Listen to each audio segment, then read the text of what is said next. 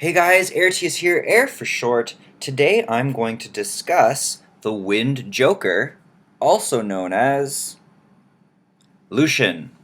I have had this monster for about 9 months of the year I've been playing this game, possibly 10. I got him fairly early on in the game, and he has been incredibly useful for me in this game. Um, I keep summoning them by accident without videoing it, so I thought I'd make a video for everybody. Plus, this one's probably going to be more in-depth because I have a lot of experience with this monster. So, let's take a look at him.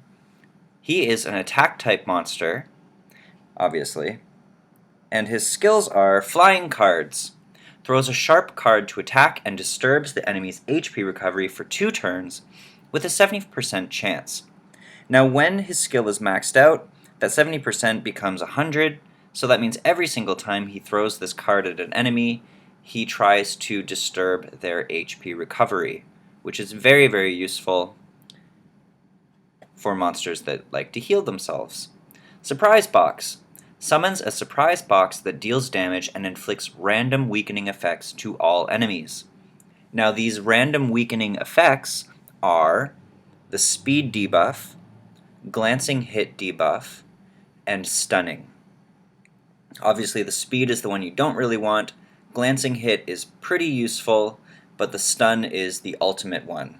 Now this skill does not do freezing, it doesn't do sleep, it doesn't lower defense or attack power, it's literally just those 3. Yeah, so that's pretty awesome, and it hits every single enemy. Then we've got the big skill that everybody loves, Amputation Magic. Throws a number of cards and inflicts damage to all enemies, ignoring their defense. Now I'll have you know that this skill hits every single enemy 3 times total, and it does ignore their defense, so it does quite a lot of damage if it doesn't land as a glancing hit, which can happen against fire monsters, obviously, because he is a wind type. This skill is quite powerful, and this monster has been nerfed a couple times. Nerfing means made less good, basically. They've weakened him a little bit, because this skill used to do so much damage. It was basically one-hit KOing entire teams, and he was the definition of overpowered. So, there's a few ways you can rune this monster. Yeah, there's definitely a bunch of ways you can rune this monster. We'll take a look at the runes I gave him. This is not the optimal way of using him. This is actually more of a beginner's build. However, it's still working really well for me. I still like it. He does quite a bit of damage. And the runes are like maxed out. Some of them are maxed out, and they're very, very powerful. So it still works for me. This is a basic setup. This is sort of the midway way of using him. Fatal runes for attack power, and then focus runes for accuracy.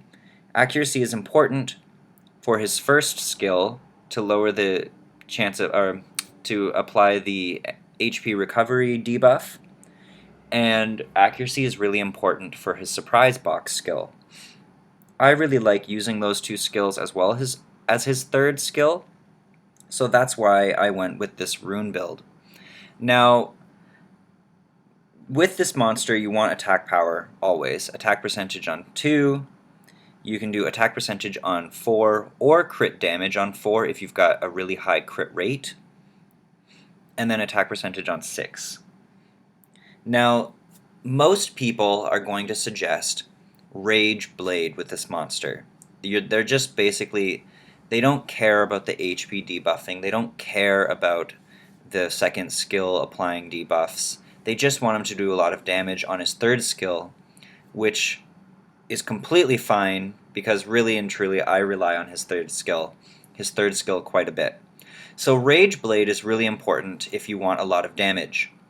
And then what you want to give him if you go Rage Blade is attack percentage on 2, crit damage on 4, and attack percentage on 6.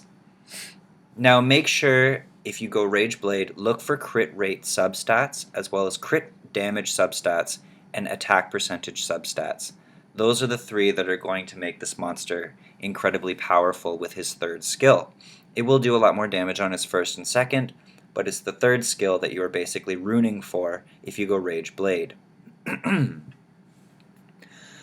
Yes, so those are two ways to rune him. You can go Fatal Focus if you want to go somewhere in the middle. Rage Blade is going to be a crazy amount of attack power. And also you can go Fatal Blade if you don't have Rage runes, and still do attack percentage on 2, crit damage on 4, and attack percentage on 6, and then look for crit rate substats, crit damage substats, and accuracy and attack percentage substats. Otherwise, you can go somewhere in between. Now, another in-betweener build would be Despair runes, and yeah, so we've got Despair runes. Where are they? Despair runes here, stun rate 25%. So if you go Despair, I would go Despair Focus, and then still go attack percentage on 2, attack percentage on 4, and attack percentage on 6. So Despair will improve his chance of doing stuns. So Surprise Box will have a 25% chance of stunning, or is it 25? Despair. Yeah, it's 25. On top of his chance of stunning with the skill anyways. However, his third skill will also have a 25% chance of stunning on the first wave of cards that hit the monsters.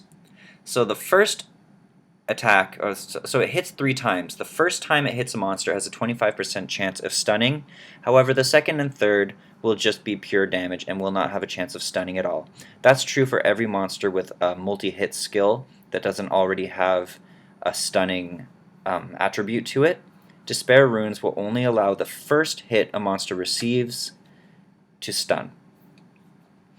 So Despair is a great way to go. Despair Focus is really useful, or you can go Despair Blade, and then still with Despair Focus or Despair Blade, go attack percentage on 2, attack percentage on 4, and attack percentage on 6. However, with Despair runes, you're looking for accuracy substats.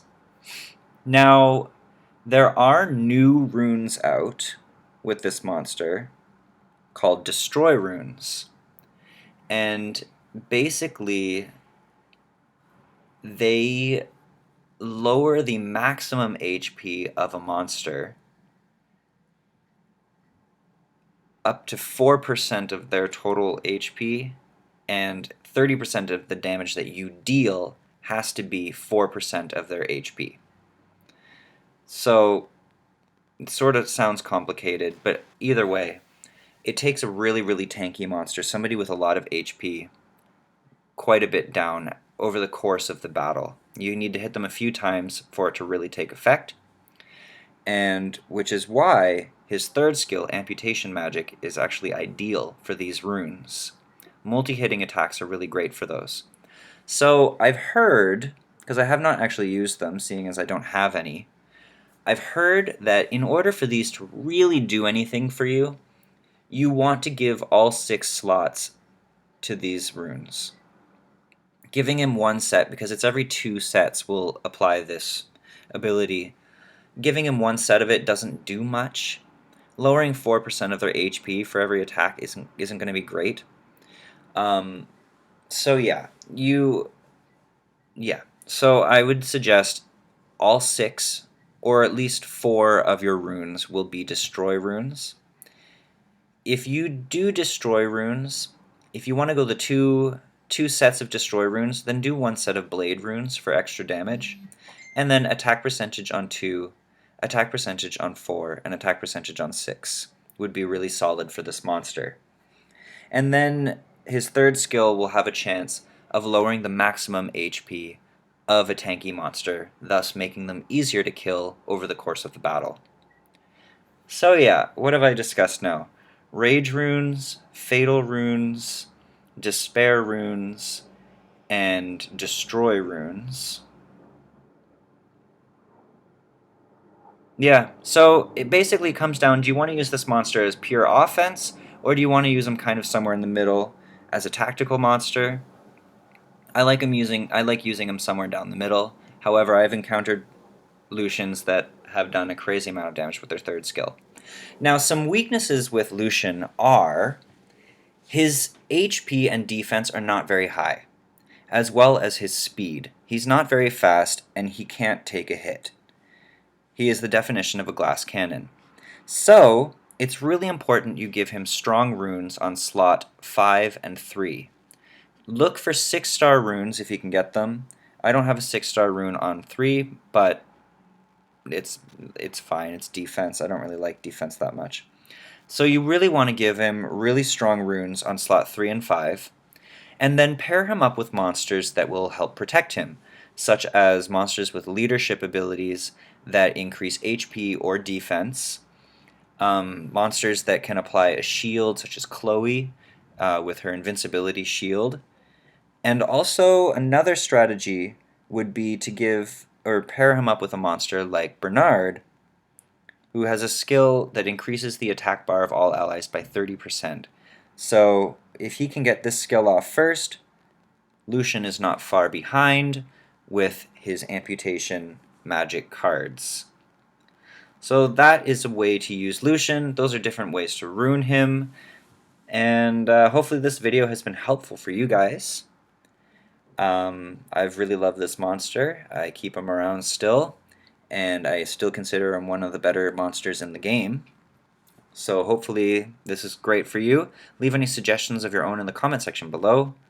I'd love to know what you guys think, and I'm sure other people would love to know if I didn't suggest something that you think might work for Lucian. Till next time, peace!